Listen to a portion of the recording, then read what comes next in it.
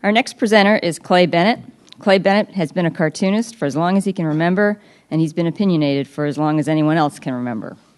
With an aptitude in both art and obnoxiousness, editorial cartooning was an obvious career path for Bennett, a path that would eventually travel through 5 states in 30 years.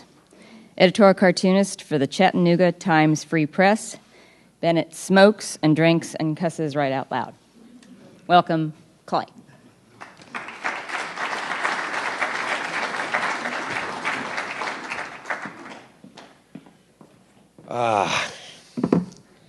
Good morning. Well, as you all know, I'm from Tennessee, so I always have to start my presentations with apologizing in advance to the audience. So if any of you find any of the following work offensive, I'm sorry. If none of you find any of the work offensive, I'm doing something terribly wrong. Now, you know, and that goes to figure because what we do, fair and impartial journalism will always have a special place in my heart, just not in my work. And how could it? After all, the very job description of an editorial cartoonist is to present a view on a political issue or a current event and express it using humor, ridicule, exaggeration, and, mockery. If the role of journalism is to hold up a mirror to society, the one an editorial cartoonist holds is like one of those mirrors you find in a carnival funhouse. It's sort of warped by our own unique perspective, and it reflects an image that's distorted by our own, sort of personal biases. Now, I've been drawing cartoons for the Chattanooga Times Free Press. Yes, there are 8 cans. Don't have to count. I've been drawing cartoons now for the Chattanooga Times Free Press for almost 5 years. But I've been in the business for over 3 decades. And although it hasn't been a particularly great 30 years for the country, it has been a great time to be an editorial cartoonist. Over that time, I've been able to force my opinion on the undeserving readers of 6 different newspapers in 5 different states. Before moving to Tennessee, I worked for newspapers in Pennsylvania, North Carolina, 2 papers in Florida, and for a decade I served as the editorial cartoonist for the Christian Science Monitor in Boston. Now, at a paper like the Monitor, I concentrated exclusively on national and international issues. Now, a lot of my friends and colleagues were surprised when I left that job, and even more sort of wondered why I would leave liberal Boston to move to a conservative state like Tennessee. But I had my reasons to make the move. You see, growing up in Alabama, I've always been a Southern boy at heart. And even though I couldn't find a Trailways bus fast enough to get me out of the South when I was 22 years old, later in life I had this strong yearning to return to the region that had left such a lasting scar on my psyche. Yeah, that's the irony of passing an English-only law in Tennessee. Now, there were many reasons I wanted to move back south. One was it was a great opportunity for me to return to drawing state and local cartoons again. 2, my new hometown is just a few hours from my parents, who both still live in Alabama.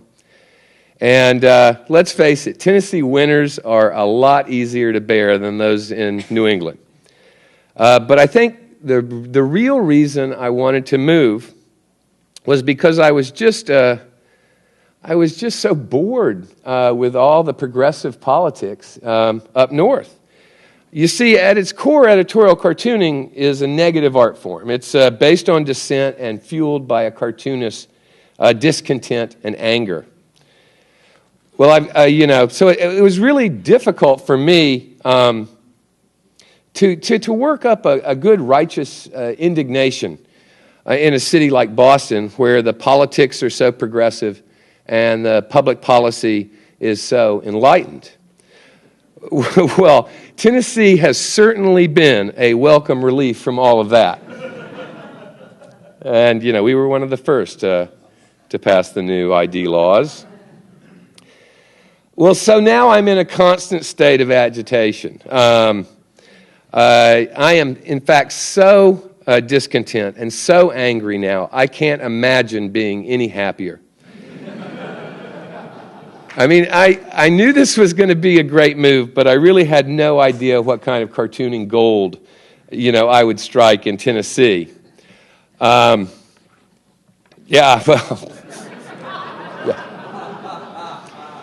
nothing lightens the mood quite like a little lethal injection humor, don't you think? You got to love it. So I'm a true blue progressive living in one of the reddest of all red states. Tennessee, a place where a man is measured by the caliber of his handgun, and a woman is measured by, the caliber of her handgun. Now,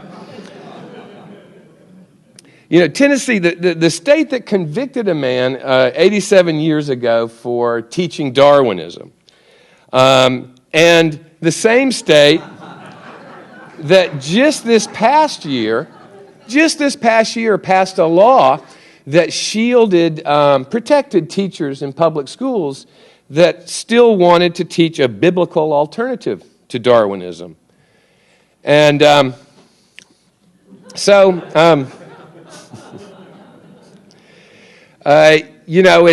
a state that's major industries include mining, nuclear power, and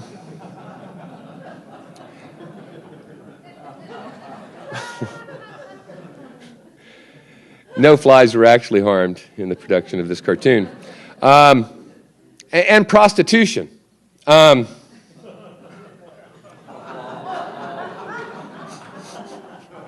is maybe the sexiest woman I've ever drawn.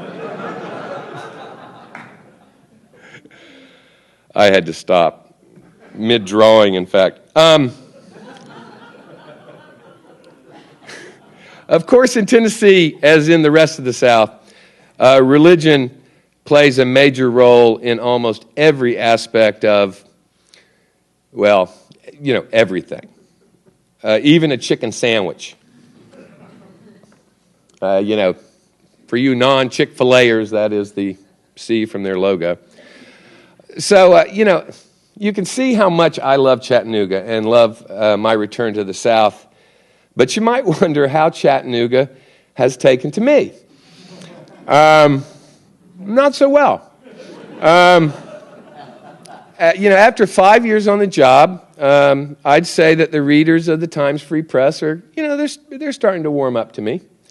But only if your definition of warm up includes the words loathing and contempt. But even if my readers don't pay me a lot of respect, if my mail is any indication, at least they're paying attention. I get a lot of hate mail, much more than Boston. In Boston, you wouldn't even call it hate mail, it would be dislike mail. But, of all the postcards and letters and emails I receive, my favorites by far are the ones where they clip your cartoons, and we've all gotten them, right out of the paper, and they scribble some message or messages all over the cartoons. And I've included a few, like this one, for instance. Okay, so it's kind of Unabomber-esque, but I really love his commitment to recycling. And So if we could see in this one that, he's upset. But if the arrows are any indication, I'm not quite sure if he's upset at me or the Republican elephant. But so he starts off complaining about my lack of style and good taste, which, and then he goes on to claim that I'm tawdry, distasteful, and offensive, which is all fine and quite hard to actually argue with. But what really gets my goat is when he refers to me as a redneck. Now, I've been called a red many times, but a redneck? I mean, that's just like a little below the belt. Here's another one. Now, this reader is a little less diplomatic than the last.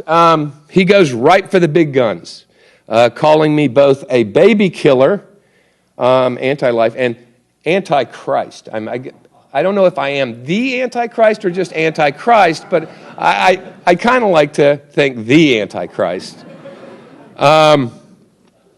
That's more like it. I'm fine with baby killer or Antichrist. Just don't call me a goddamn redneck.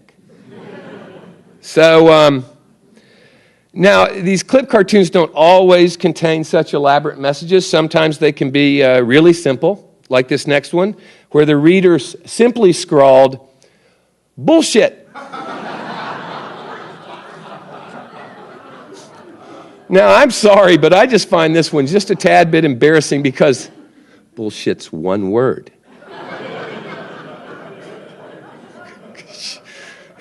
Good God. Tennessee. Okay, so this brings me to the story of my very, very favorite letter of all time. It was another of the clipped cartoon variety. Please note that this is a dramatization. Okay.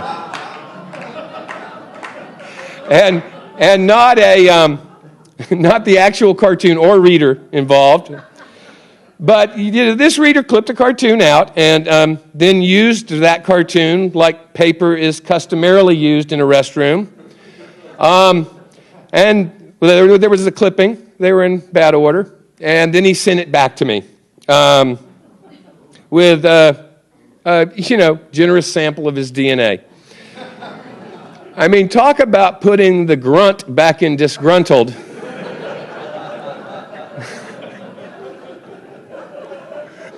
But I got to say, you can't do that with an email now, can you? Okay, so I know it's a little gross. Okay, it's a lot gross. But you got to give the guy points for originality and especially for his commitment.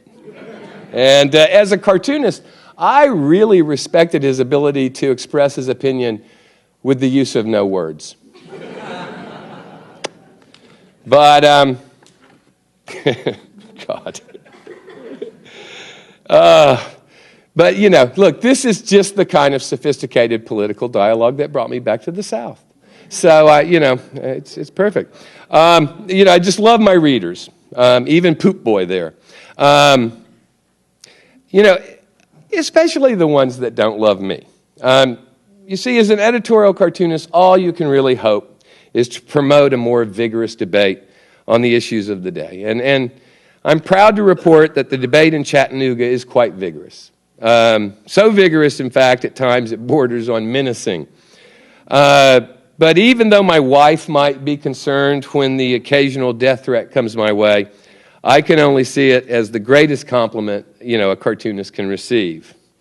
So, as I wrap things up, I'd like to again apologize to anyone who took great umbrage at anything I've said or any of the cartoons I've shown. I would say that no offense was intended, but that, just wouldn't be true. Some offense was intended. But along with my apology, I always like to end my slideshows with something that the conservatives in the audience might even appreciate. So it's a cute puppy. Didn't that make it all better? Thank you all very much.